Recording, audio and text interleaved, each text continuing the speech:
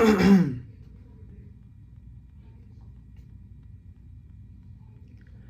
YouTube world, my name is Nicholas Montez and you're watching my YouTube channel, The Teenage Movie Critic, and welcome back to my YouTube channel, everybody. And in today's video, we're going to be doing a late movie review.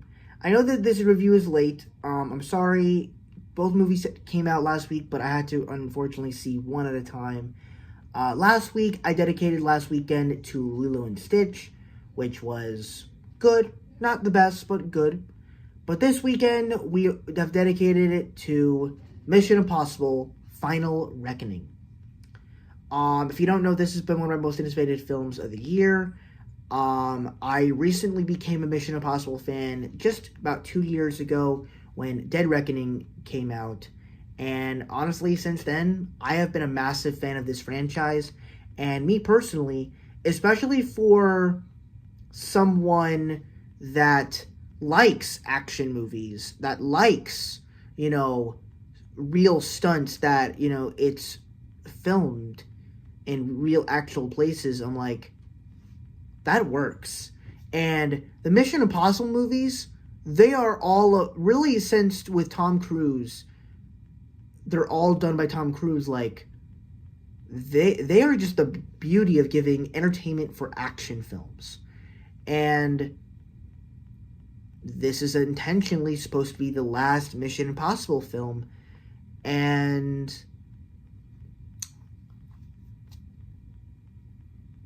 it's a 2 hour and 50-minute epic. What did I think of it? I thoroughly enjoyed this movie. Now, before I talk about it, let me get a drink of water.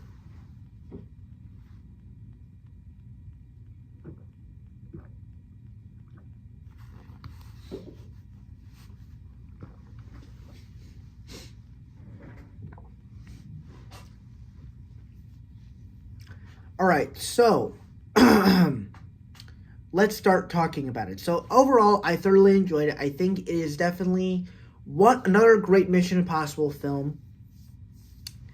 That it's a little bit interesting in the fact that it feels very different from all the other Mission Impossible films, to where it feels like the big culmination, It's, trying to close out all these characters' arcs. It's trying to be emotional. It's trying to have some of these cool action sequences. And then it's also trying to do crazy stunts and stuff. First off by saying, in the fact that this movie is long, it's 2 hours and 50 minutes. And essentially, which kind of falls into one of my issues, which is a simple issue. But this movie compiles action, talking scenes, which I guess, the talking scenes in the film. Oh, I need to charge my phone. Hang on. Oh.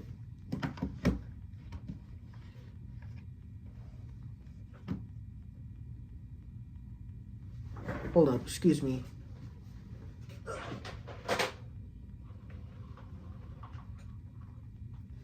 Hold up. Okay.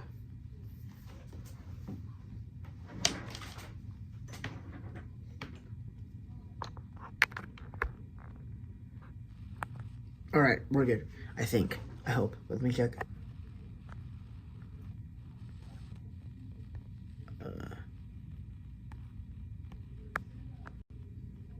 Alright, we're good.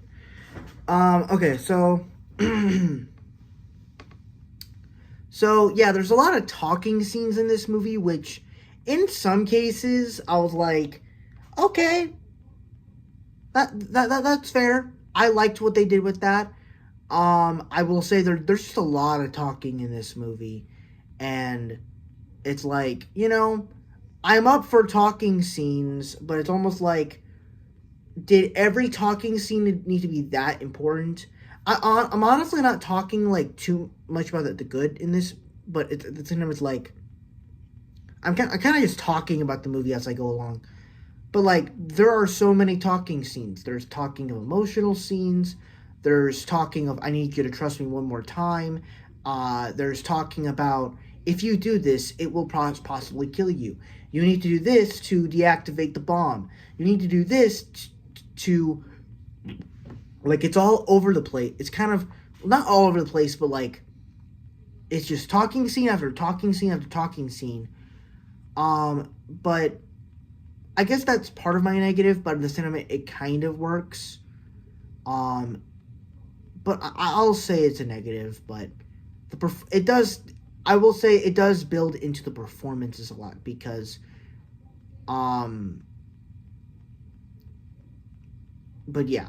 When it comes to the action, I think the thing I liked about this one, it does kind of bring back some of the hand-to-hand combat, gunplay stuff that I loved in Fallout. It's not quite as it doesn't quite stand out in here as Fallout did, but it's still pretty cool. Like, especially with the characters that you get involved in here. You get Grace back, Haley Atwell's character, you get Palm Clementieff's character, you get the black FBI guy, CIA agent guy. He somehow joins the crew. And then you get Benji, I'm surprised we didn't get Vanessa Kirby in here. Like, did she die or something in the last one? Like, I don't remember. We get that Colonel, we get Gabriel, we get that very first guy from the very first movie when he's doing that, and he's just hanging there, and the guy walks in and he picks up the knife. He returns back, and he was a nice surprise. But like, there's some cool fight scenes, some cool stuff. I think the big thing we gotta talk about here are the stunts, which for me, the stunts in here were pretty awesome, and honestly, I think, especially how long this movie is, and the fact that they made these scenes very long, boy, was it worth it, because I was kind of on the edge of my seat when I was watching this, especially during, like, I was expecting to like the airplane sequence more, just because it's like, you're in the air, as Tom Cruise, he's trying to fly this other plane, but he's also trying to get on Gabriel's plane. So it's like, how's he going to do this without falling off? And he's doing it practically. This isn't CGI. He's doing it on a real location, real plane. But the submarine sequence where he's underwater, and to be honest, I don't even know how long this scene was. Was it like 20, 15 minutes? It feels more than that, but like, that scene when he's underwater for that long is incredible. And it basically ends with Grace saving him. And I mean, to be honest, I don't know the logistics as to what he was doing down there, and like, what exactly was he getting or something? I don't know.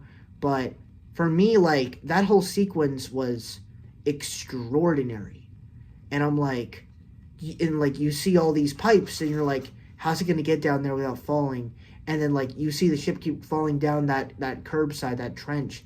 And, like, do not let that ship fall in that trench. I'm like, bro, come on, please, come on, get out of there. And then he's going to try to get into that enclosed location of, like, but his suit doesn't fit. Okay, maybe take another route. And then he takes the suit off, and then he still gets in there. And I'm like, bro, you're not making a good decision here.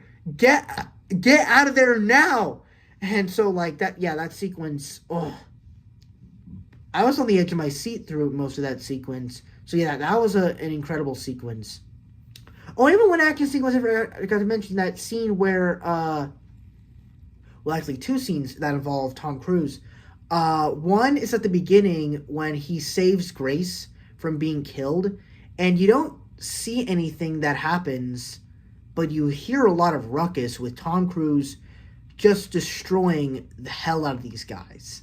That he'll do whatever he can to protect Grace, and I'm like, bro, this man is murdering dudes. Like, this is insane. And he, like, has an axe on a guy. I'm like, that dude is insane, bro. Like, so yeah, awesome. And then I think to kind of close this off, the score in here is quite phenomenal in this film. Of course, the score for Mission Impossible films, they're quite extraordinary, but this is the first time in a long time where I actually feel like the score for not MCU films, for Mission Impossible films actually really stood out to me, because we have the familiar Mission Impossible score throughout the entire movie, like the ba-da-da, ba-da-da, ba-da-da, da-da. Like, that's of course an amazing theme, but there's a lot of interesting themes that play throughout the entire film that almost feel like a great montage throughout the franchise. And I'm like, I like that. And in some scenes it really works, but other times it just feels like straight montage, which I guess is kind of one of my issues. But honestly, like, I can't help but say I did love this movie. It's definitely one of the best Mission Impossible films. It's kind of hard to say that, but at the same time, it's like, I still thoroughly enjoyed it. I still thought it was satisfying. I still thought the way the story played out was great. And overall, I just thought it was a satisfying movie. So yeah, that's my thoughts on Mission Impossible Dead Reckoning Part 1. Thank you guys so much for watching. I really hope you enjoyed. Don't forget to like, comment, and subscribe. And I will see you guys in the next video. Bye-bye.